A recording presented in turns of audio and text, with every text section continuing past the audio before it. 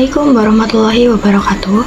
Halo semuanya, perkenalkan, nama saya Novemita Eka Nur Safitri, mahasiswa Prodi Bisnis Digital Fakultas Ekonomi dan Bisnis Universitas Pelita Bangsa.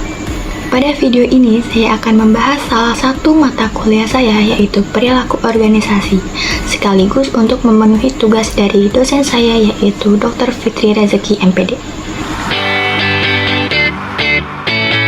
Apa saja yang akan kita bahas? Yang pertama, tentu saja definisi dari perilaku organisasi itu sendiri. Kemudian ada tujuan dari perilaku organisasi itu apa, dan mengapa hal itu sangat penting untuk diperhatikan. Lalu, elemen apa saja yang terdapat pada perilaku organisasi? Kemudian, apa kaitannya perilaku organisasi terhadap kehidupan kita? Mari kita bahas.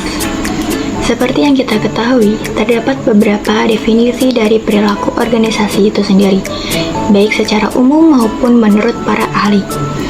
Dari beberapa pengertian itu, kita dapat menarik kesimpulan bahwa pengertian perilaku organisasi yaitu ilmu yang mempelajari tentang perilaku individu dan kelompok atau organisasi yang berdampak pada kinerja suatu individu dalam kelompok itu sendiri, yang mengarah pada upaya pencapaian satu tujuan. Lalu, apakah tujuan dari mempelajari perilaku organisasi itu sendiri?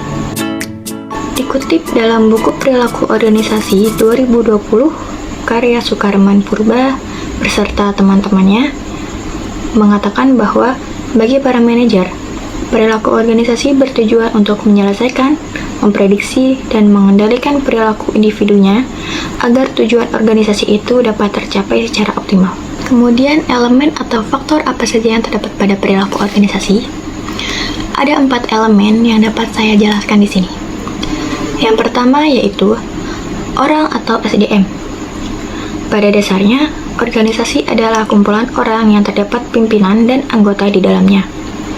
Maka, seorang manajer atau pemimpin harus mampu mengarahkan anggotanya dengan baik dan benar, di mana kondisi latar belakang dan cara pikir setiap anggota yang berbeda-beda. Yang kedua ada struktur.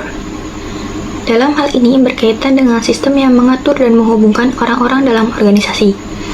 Akan dikatakan baik apabila pekerjanya berhasil berkoordinasi dengan baik.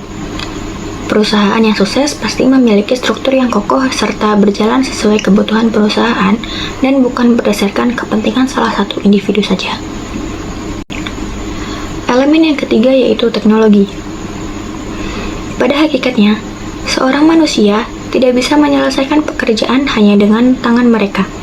Oleh karena itu, teknologi hadir untuk meningkatkan efektivitas dan efisiensi pekerjaan agar didapat hasil yang lebih baik pula. Elemen yang keempat yaitu lingkungan. Suatu organisasi dapat berjalan karena adanya hubungan antara lingkungan internal dan eksternal. Pihak-pihak lain diperlukan dalam pengoperasiannya, karena jika sendiri, maka perusahaan tersebut tidak akan berjalan secara maksimal. Maka dari itu, perubahan lingkungan juga sangat berpengaruh pada organisasi yang ada di dalamnya. Nah, kemudian, apakah hubungan dari perilaku organisasi itu sendiri terhadap kehidupan kita? Kita selaku individu pasti pernah dan akan terlibat dalam organisasi, baik itu di lingkungan kerja, sekolah, kampus, atau bahkan di lingkungan tempat di mana kita tinggal. Peranan perilaku organisasi akan membantu kita dalam memahami perilaku diri sendiri dan juga orang lain yang ada dalam organisasi itu, sehingga hubungan interpersonalnya akan meningkat dengan baik. Kemudian, apa yang akan terjadi apabila individu atau kelompok tidak memahami apa itu perilaku organisasi dengan baik? Tentu akan menjadi masalah.